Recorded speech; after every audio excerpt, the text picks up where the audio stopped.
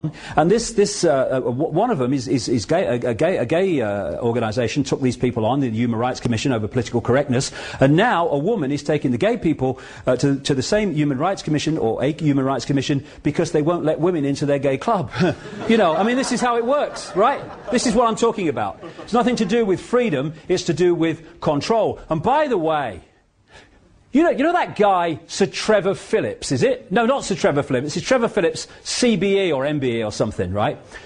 He's head of the Human Rights and Racial Discrimination organisation that the government runs, right?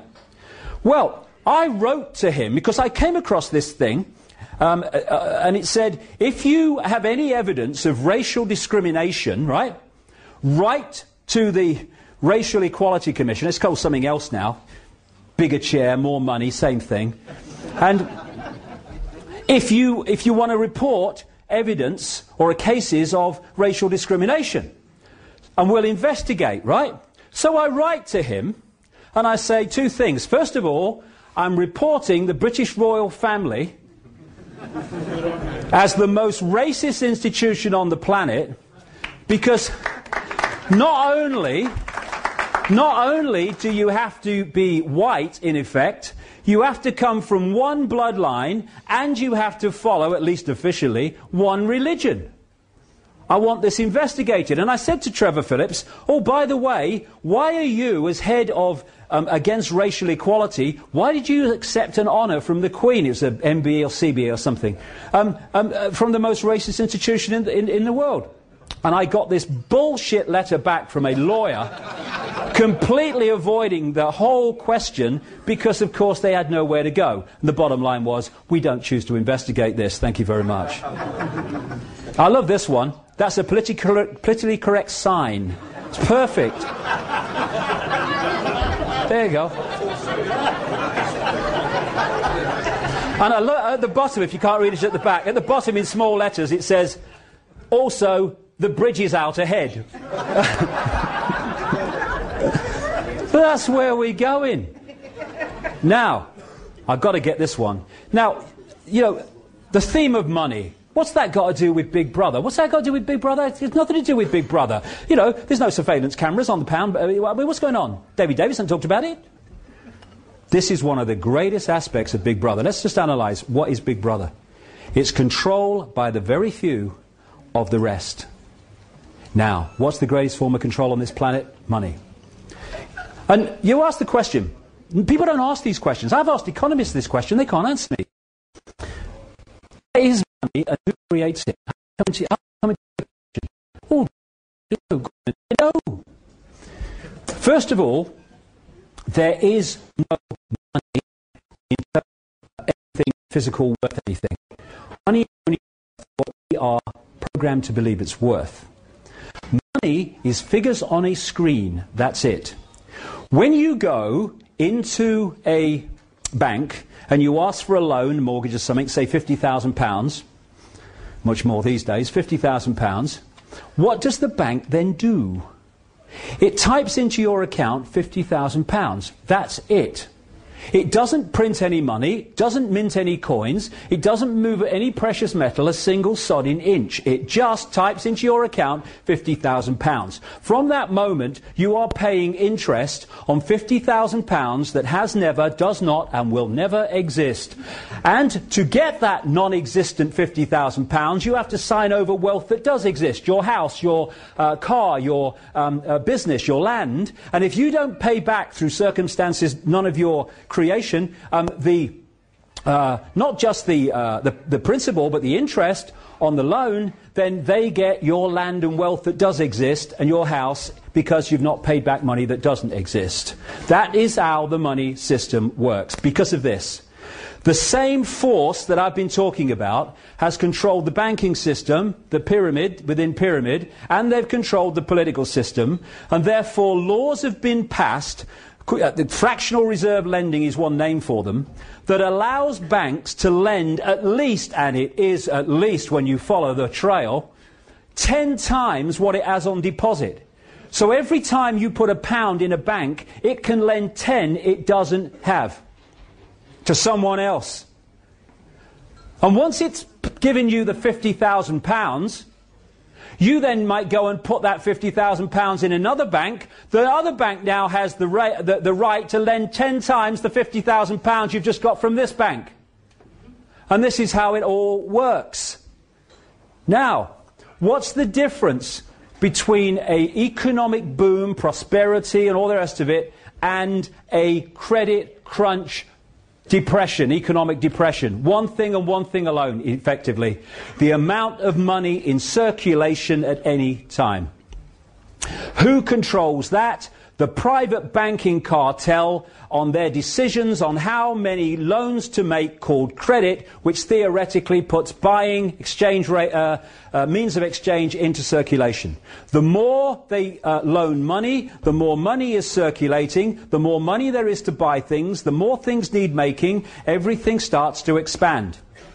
People tend to get in more debt when they are in a boom because they're confident, they've got lots of orders at the company, the job's strong, so we'll have 2 holidays, we'll have a bigger house, we'll have another car or a bigger car. That, in the banking system, and this scam's been played for centuries, and what economic correspondents earning a ridiculous amount of money, whatever they pay them, it's too much, they call this the economic cycle, as if it's some natural phenomenon. What happens is, fishing rod out.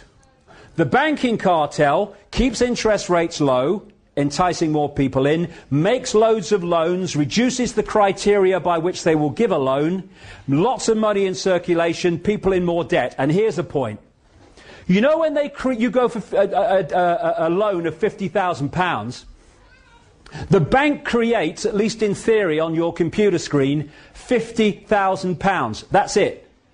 But you're not paying back £50,000, you're paying back £50,000 plus interest. The interest on the £50,000 has not been created, it never is. Therefore, by design, there is never ever enough money in circulation to pay back all the principal and interest on the loans outstanding. Bankruptcy, losing your home, is built in on purpose.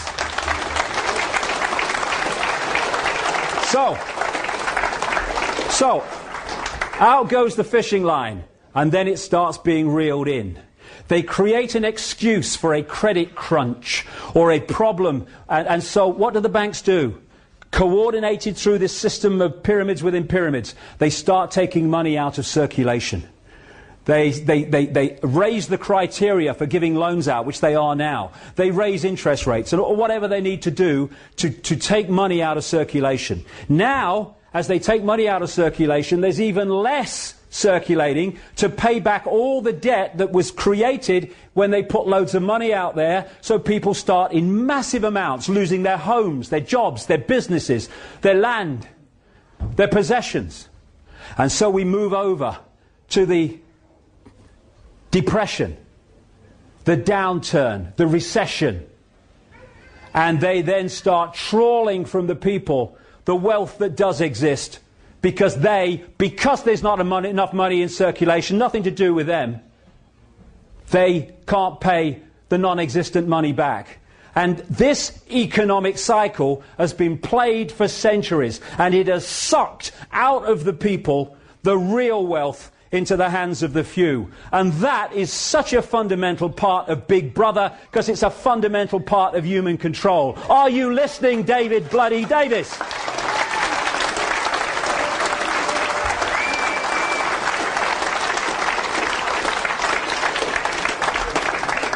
I'm sorry if I'm going on, but you've come so far. I want to give you everything I can today, because all these things connect and we need to know about them.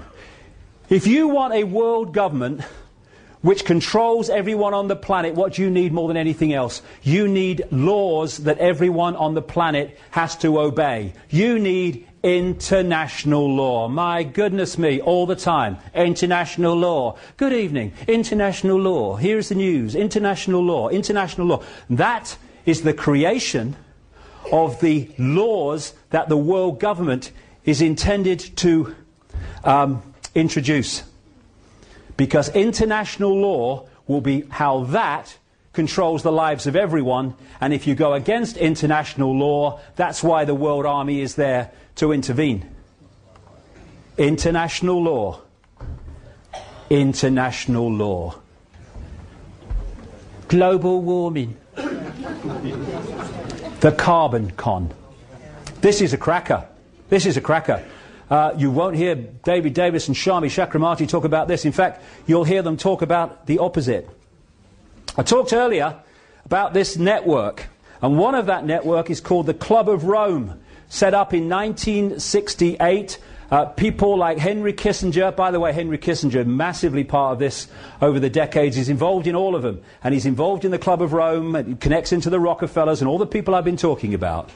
And its job has been to manipulate the environmental movement.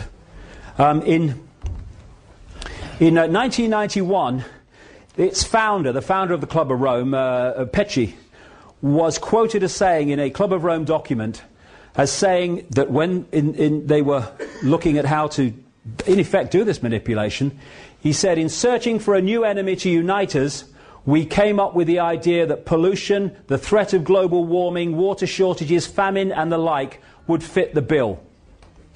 Here's another member of the Club of Rome.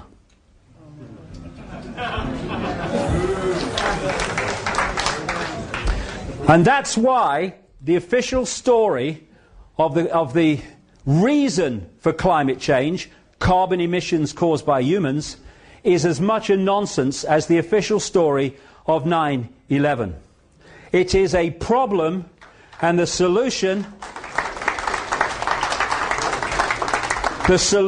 is international law, more and more taxation to save the planet, more and more imposition of the big brother state to save the planet. Now, I'm not saying that pollution's a good thing.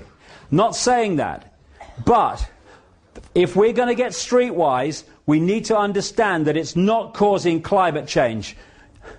Well, I mean, having researched this for nearly 20 years, there's a little thing you start to learn about this guy, Al Gore. If he's involved, it's a scam. End of story, by the way. End of story, by the way. It's a scam. And of course, for his Inconvenient Truth documentary, let's just redesignate what documentary means on that criteria. He was given the Nobel Peace Prize and the Oscar. Why? Because this network controls that. They don't control every Oscar and all the rest of it, but if they need someone to get one, they can make sure they get one. Same with the Nobel Peace Prize. Kissinger won the Nobel Peace Prize. Bloody war criminal. They're giving it to Blair next.